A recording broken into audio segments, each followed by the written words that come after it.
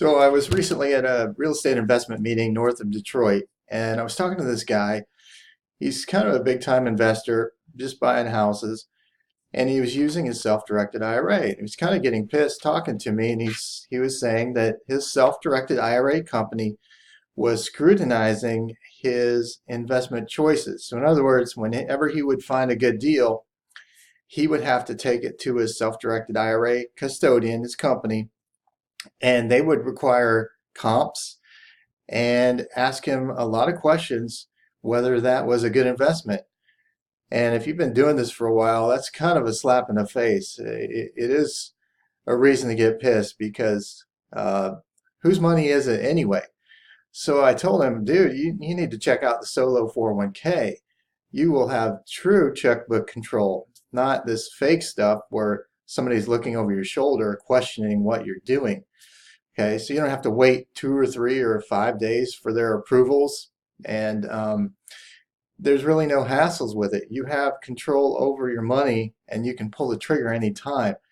So his next question was, well, can I do it? Do I qualify? And the answer is, of course, anyone can qualify, provided that you have a business.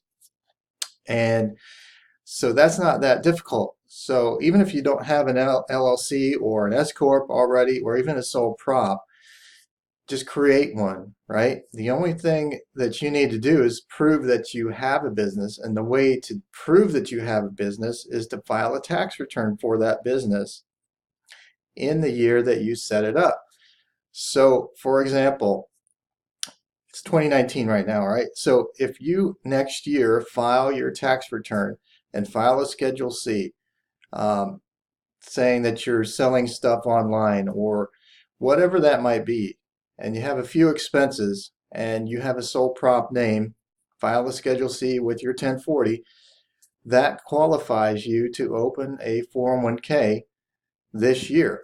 So now the caveat to that is you can't contribute to that 401k unless you have salary, which you will not have in a Schedule C sole prop type business. That's typically relegated to S corps.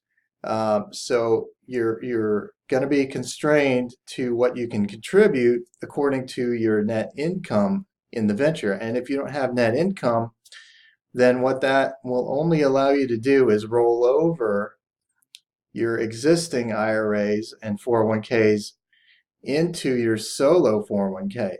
Does that make sense? So the reason to do it, even if you can't contribute to your solo 401k, is that you can roll over self-directed IRA money into that solo 401k where you can have true checkbook control, or you can roll in old 401ks from XYZ corporation that you worked for years ago, or even IRAs that you have at brokerage companies. So that's key. So you can qualify, and it's very easy to do, but you need to know the steps in order to do that. So I hope that makes sense. And if you're interested in learning more, just click on the button below or the link below, and I'll set you up. Okay? Thanks so much. See you next time.